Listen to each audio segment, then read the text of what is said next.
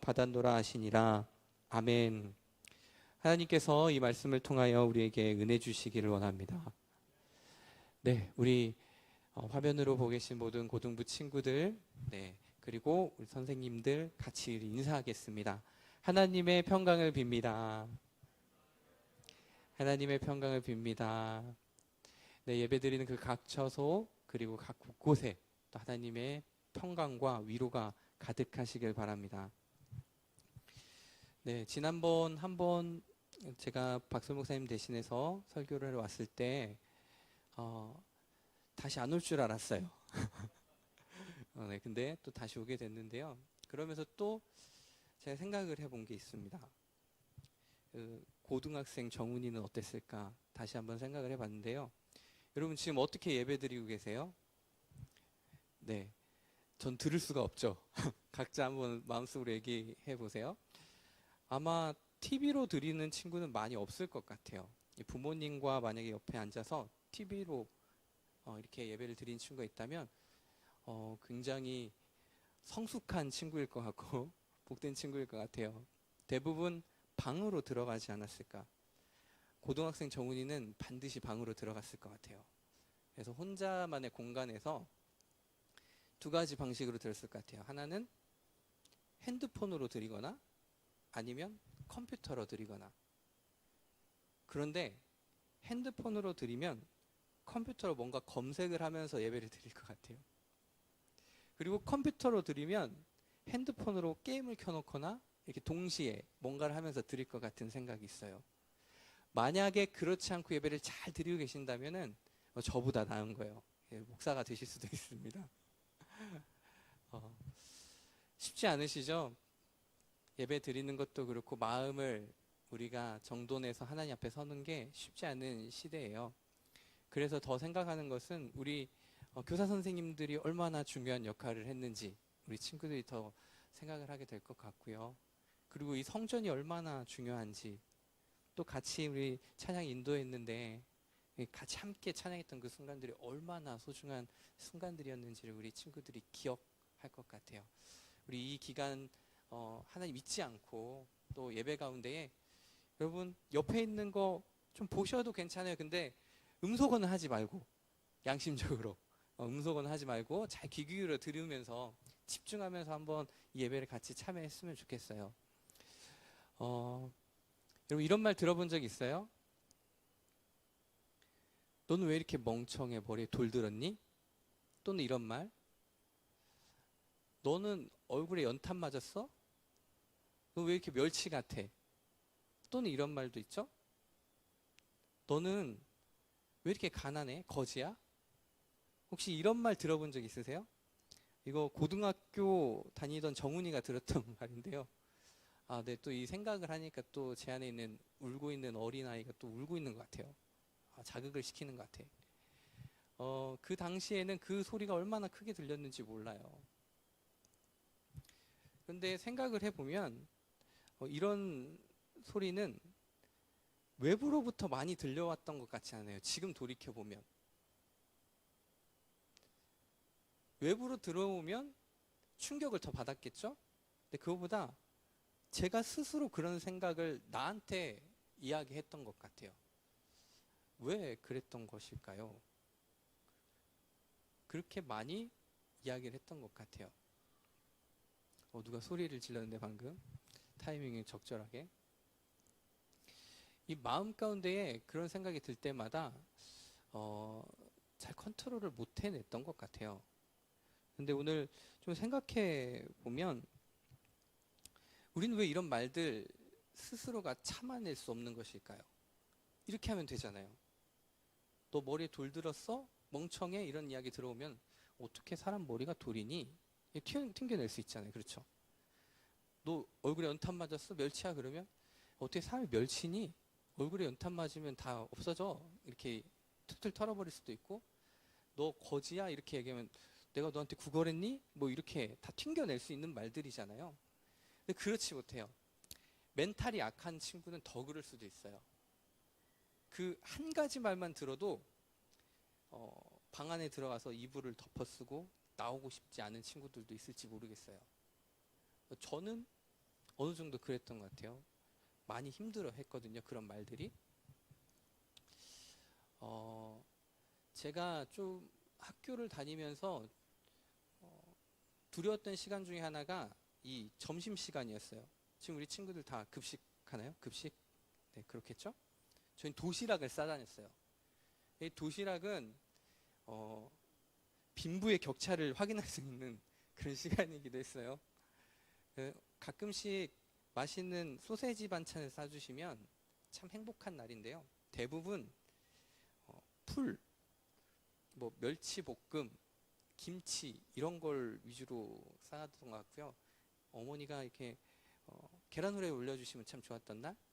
그래서 도시락을 열어보기가 좀 무서운 시간들이 점심시간이었어요. 눈물이 나야 돼. 눈물이 안 나네. 네, 무슨 이야기 하고 계세요, 목사님? 도대체 나이가 몇이에 이렇게 할 수도 있는데 저희 때는 정말 그랬어요. 많이 그랬거든요.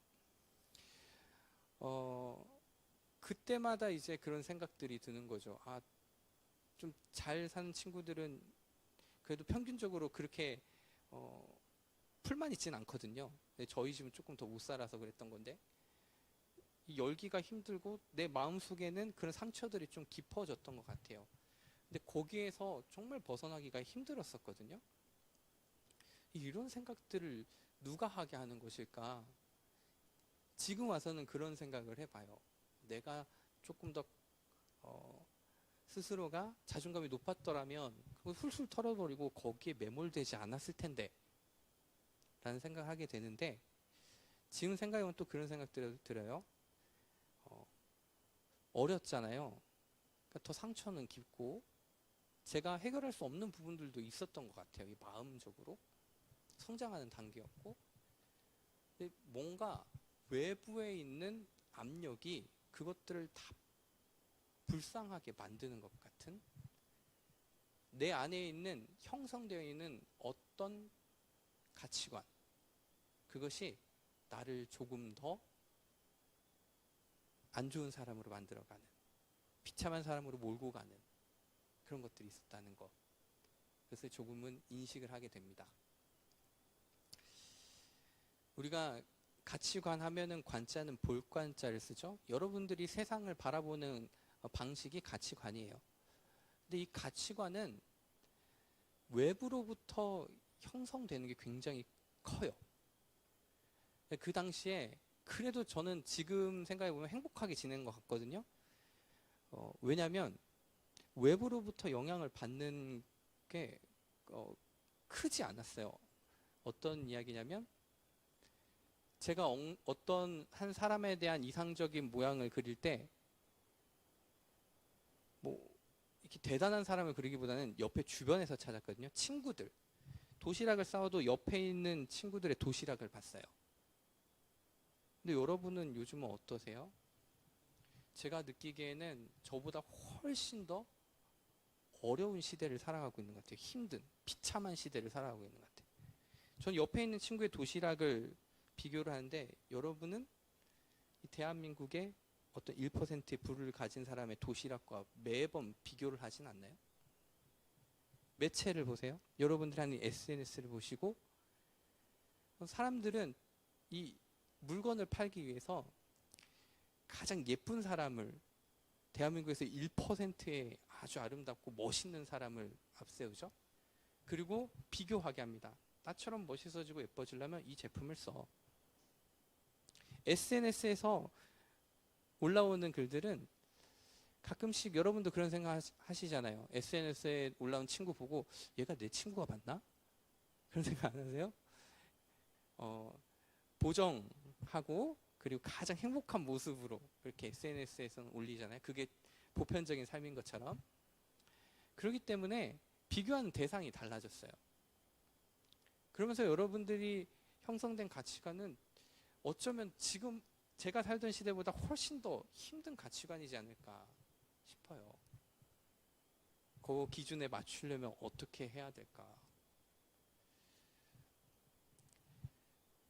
세상의 질서들은 세상의 통치는 우리를 거기 그 세상의 통치의 질서 안에서 머무르게 해요. 지금은 여러분들이 관심을 갖는 게 외모나 아니면 성적이나 이 정도 수준일지 모르겠지만 그것들이 삶을 살면서 강화된다면 한 인격이 되겠죠. 그리고 거기에서 더욱더 벗어나오지 못할 거예요. 돈이 최고인 세상, 외모가 최고인 세상, 학벌이 최고인 세상, 부가 최고인 세상, 그리고 관계가 최고인 세상. 이런 것들을 획득하려고 그렇게 매몰차게 평생을 살게 될지도 몰라요. 그것이 세상 통치 질서의 실체입니다. 그런데 오늘 말씀엔 요한복음에 보면 전혀 다른 방식이 있어요. 전혀 다른 가치관이 있어요. 요한복음 1장에 보면 태초에 말씀이 계시죠. 거기에는 그 말씀에 생명이 있는데 그 말씀이 빛이 되어서 어둠에 비추었다 이렇게 이야기를 해요. 근데 어둠은 그 빛을 알지 못하더라. 근데 그 빛을 영접하는 사람은 어떻게 될까요? 하나님을 영접하는 자, 그 이름을 믿는 자에게는 하나님의 아들이 되는 권세를 주신다. 오늘은 그 새로운 가치관에 대해서 이야기를 하죠. 이 요한복음은요. 그러면서 그 말씀, 빛에 대해서 이렇게 이야기를 해요. 말씀이 육신이 되어 우리 가운데 임하심에 우리가 그의 영광을 보니 아버지의 독생자의 영광이요 은혜와 진리가 충만하더라. 바로 그 하나님이 우리에게 오시고 그리고 그 빛이 우리의 모든 어두움을 물리친 뒤에 그 빛으로 사는 삶에 대해서 그리고 그 빛이 우리의 삶을 비추일 때 우리의 삶이 어떻게 변화되고 새롭게 되는지에 대해서 요한복음은 이야기하고 있어요. 그 놀라운 빛이 우리 친구들의 그 어두운 곳, 연약한 곳에 비추어서 오늘 이 말씀을 통해서 회복되고 또 새로워지는 시간이 되기를 주님의 이름으로 축원합니다. 오늘 말씀은 특별히 그 예수님께서 빛으로 오신 예수님께서 자신을 선한 목자다라고 이야기하고 계세요. 이 선한 목자의 의미를 자세히 이해하기 위해서는 앞에 문맥을 조금 이해할 필요가 있어요. 앞에 보시면은 예수님께서 자신을 양의 문이다라고 이야기를 하고 있거든요. 양의 문이다 그리고 선한 목자다 이야기하는 상황이 있고요. 그리고 그 상황을 이야기하고자 목적이 있는데 어떤 대상이 있어요. 이 대상이 아니라 예수님은 양의 문이고 예수님은 선한 목자다 이렇게 이야기를 하고 있어요. 그 대상은 누구냐면 1절에 보시면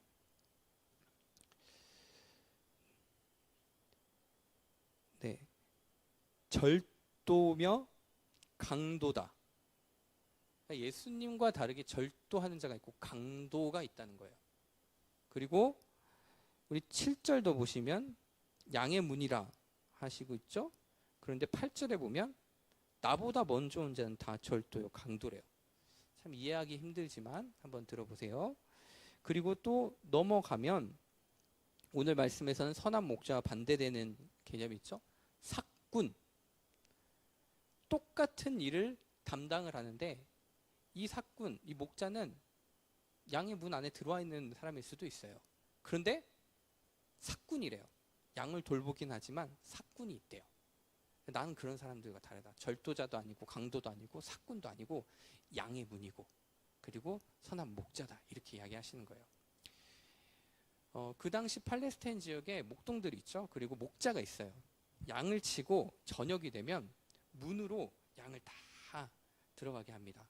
문 안에 들어와 있으면 보호를 받아요. 문 밖에 있으면 어떻게 될까요? 이 저녁 시간에는 야생 동물들도 많고 위험한 동물들이 위협을 하고 또 잃어버릴 수도 있고 생명의 위협을 받는 시간이지 않습니까? 그래서 반드시 목자의 보호를 받기 위해서는 문 안으로 들어와야 돼요.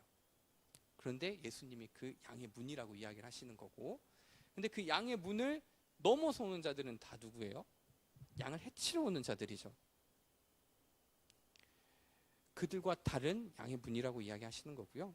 또 오늘 말씀에 보면 그 안에 보호를 받는 자 중에서도 예수님은 선한 목자라고 이야기하세요. 선한 목자는 어떤 특징을 가지고 있냐면 11절에 보시면 양들을 위해서 목숨을 버린다 라고 이야기하고 있고요. 그럼 삭구는요, 목자가 아니고 양도 제 양이 아니다. 이리가 오는 것을 보면 양을 버리고 달아나니 이리가 양을 물어가고 또 해치느니라. 이 삭구는요, 양의 목자처럼 보이지만 결국 이리가 오게 되면 자기 생명이 중요해요. 선한 목자는 양의 생명이 중요해요. 그런데 삭구는 자기 목숨이 중요해요. 여기서 삭군과 그리고 이 강도와 같은 사람은 누구일까요? 한 6장 정도부터 계속 반복되는 건데요. 예수님을 대적하는 사람들이 있어요. 세상의 정치 권력자, 종교 권력자, 유대 종교 안에 있는 유대인들, 이런 사람들이 예수님을 죽이려고 하죠. 왜 그럴까요? 예수님이 행하시는 활동, 공생의 사역은 그리스도의 사역이에요. 가르치고 전파하시고 고치시는 사역이죠. 그런데 그 사역을 인정하게 되면 기존에 있던 법칙들이 다 무너져 버려요. 그러면서 가장 손해를 보는 사람은 누구냐면 그 안에 있던 종교 지도자들, 정치 지도자들, 그리고 그 권력 아래 흡수되어 있던 유대 민족 백성들, 율법을 통해서 구원을 얻으려고 했던, 단순히 그렇게만 이야기할 수 없지만요, 그런 중심에 있던 유대인들, 그들이 지금까지 쌓았던 그 모든 것들이 한 번에 무너져 버리게 되는 거예요. 예수님이 그리스도가 되심을 인정을 하게 되면. 그래서 그들이 무엇을 선택하냐면 예수님을 죽이려고 하는 거죠. 이것이 어두움 가운데 빛이 비추었으나 어둠이 빛을 깨닫지 못하더라, 이 의미가 될 수도 있어요. 우리가 붙잡고 있는 어떤 것들이 있다면, 세상의 어떤 질서 우리가 붙잡고 있으면 예수님은 그리스도가 되실 수가 없어요. 세상에 있는 질서가 우리의 질서가 되려고 하면 반드시 예수님은 십자가에 못 박아 죽으셔야 돼요.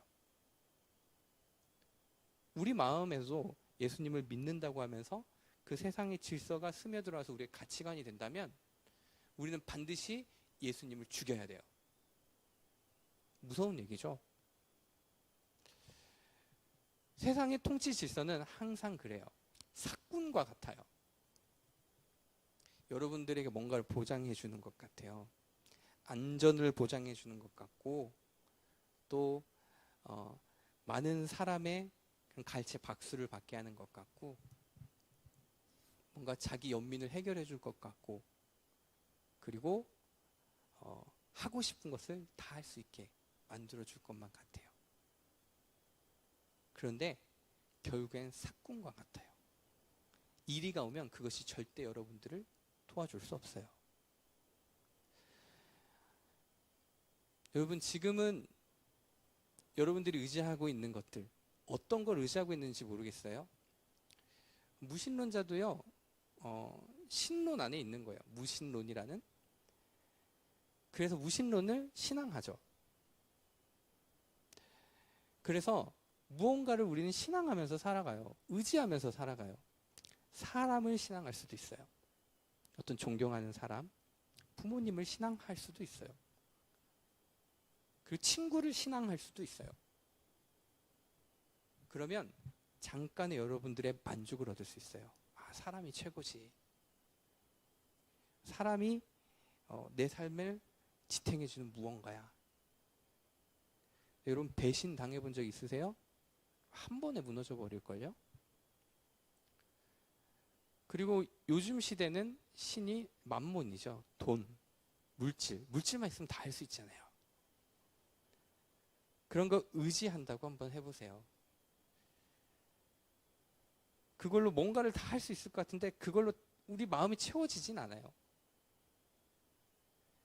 많은 것을 얻고 사고 그리고 누린다고 하더라도 그게 누리면 누린 만큼 더 큰 걸 누리고 싶어 하거든요. 결코 답이 될 수가 없어요. 지식도 마찬가지예요.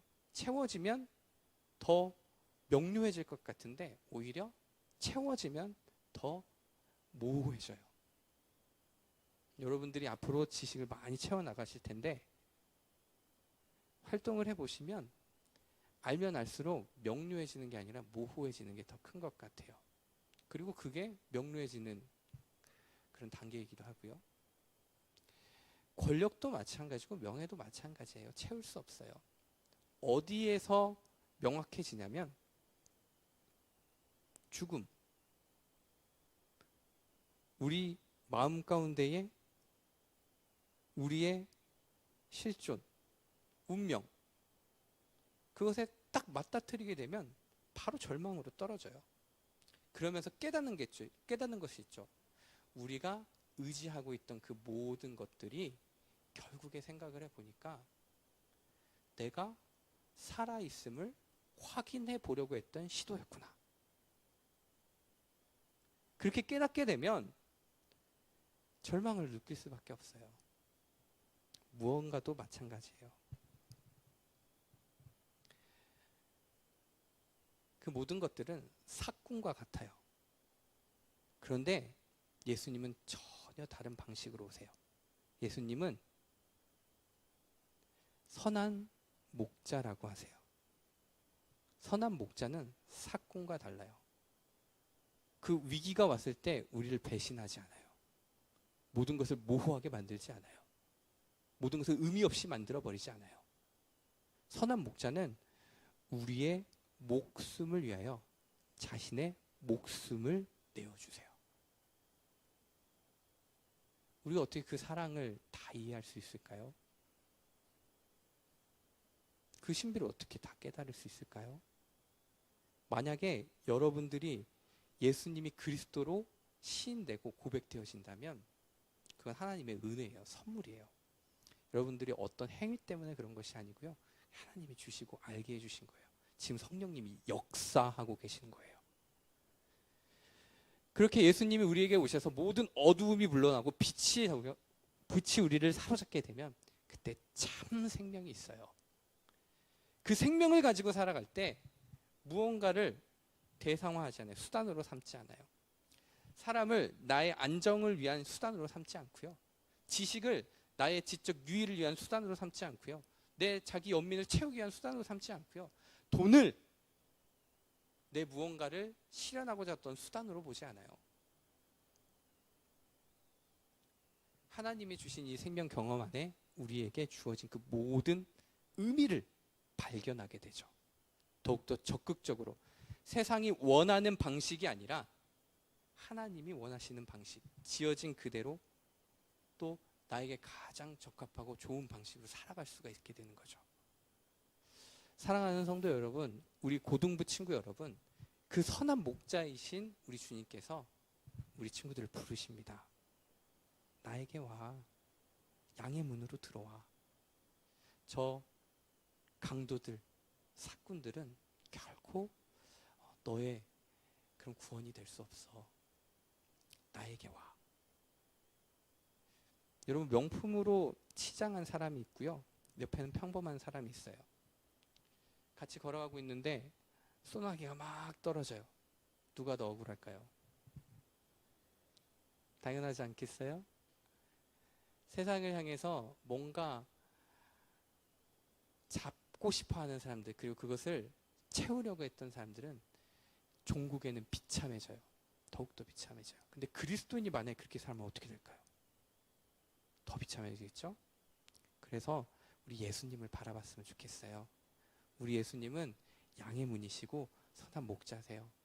그 예수님의 사랑과 능력과 생명의 빛 안에서 그 가치관을 가지고, 복음의 가치관을 가지고 세상의 통치 질서가 아니라 하나님의 통치 질서 안에서 살아가는 우리 복된 저와 여러분 되시기를 주님의 이름으로 축원합니다. 같이 기도하겠습니다. 예수님, 오늘도 우리에게 선한 목자로 오셔서 우리 안에 있는 모든 어두움 물리쳐 주시고 우리 주님의 생명의 빛으로 비추어 주시고 선한 목자이신 주님께서 이끌어 주시는 그 삶을 살아가게 하여 주시니 참으로 감사합니다. 아버지, 때때로는 내 삶은 왜 이 모양이야? 이런 말 할 때마다 우리 마음이 무너질 때가 있습니다. 하지만 주님, 우리는 예수 그리스도, 우리 주님의 자녀입니다. 아버지, 그 말 세상은 그렇게 할지라도 하나님께서 우리에게 하신 말씀이 있습니다. 너는 내 아들이라. 오늘 내가 너를 낳았도다. 너는 나의 사랑하는 아들이다. 십자가를 통해서 자신의 목숨을 다 내어주기까지, 그리고 부활하셔서 우리의 참 소망이 되시기까지 우리를 깊이 사랑하시고 끝까지 사랑하시는 그 예수님의 사랑 안에서 살아가는 우리 모든 고등부 친구들, 그리고 저와 우리 모든 사람들 될 수 있도록 주여 인도하여 주시고 함께하여 주시옵소서. 감사드리고 예수님의 이름으로 간절히 기도드립니다. 아멘.